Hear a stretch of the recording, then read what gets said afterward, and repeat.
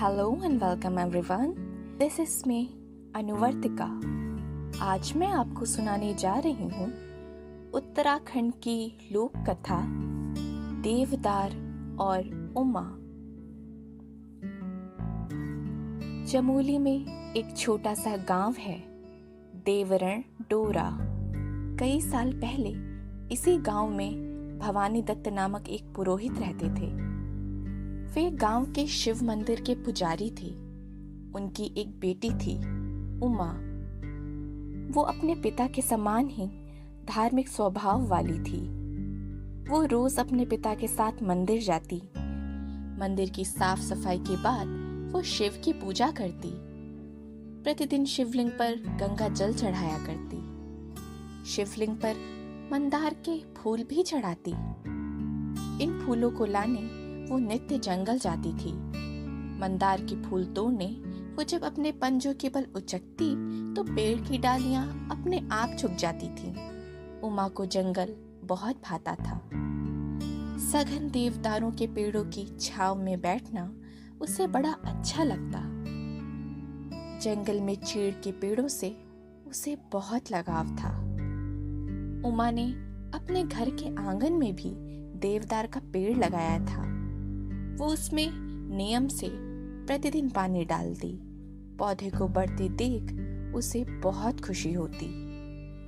नित्य की भांति एक दिन उमा अपने पिता के साथ मंदिर जा रही थी। तभी सामने से जंगली हाथियों का झुंड आता दिखाई दिया। उमा डरकर अपने पिता से चिपट गई। पिता ने प्यार से उसे समझाया, बेटा डरो नहीं, ये हाथियों का झुंड जंगल में घूमने आया है। लगता है इन हाथियों को भी हमारी तरह जंगल के देवदार पसंद हैं। थोड़ी देर में ये चले जाएंगे। मंदिर में पूजा करने के बाद उमा रोज की तरह जंगल की ओर चली गई।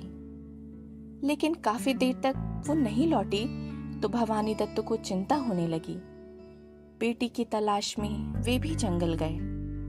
थोड़ी दूर जाने के बाद उन्होंने देखा उमा देवदार के एक पेड़ के नीचे खड़ी होकर रो रही है। बेटी को रोती देख भवानी दत्त जी ने घबराकर पूछा, उमा बिटिया क्या हुआ? उमा देवदार का तना दिखाते हुए बोली, बाबू, एक जंगली हाथी ने अपनी पीठ खुजलाते हुए इस पेड़ की छाल उतार दी है।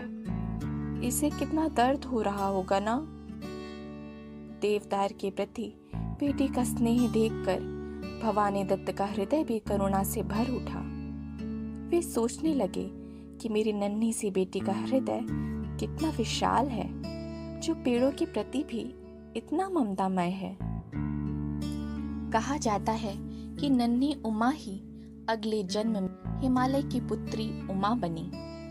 शिव जी का जब उमा से विवाह हुआ तो उन्होंने उनकी तपस्या से प्रसन्न होकर हिमालय में उगने वाले इन देवदार वृक्षों को अपने दत्तक पुत्र के रूप में स्वीकार किया। कहते हैं कि शिव पार्वती इन देवदार वृक्षों से पुत्रवत स्नेह करते थे। उनकी ममतामयी दृष्टि आज भी देवदार वृक्षों पर बनी हुई है।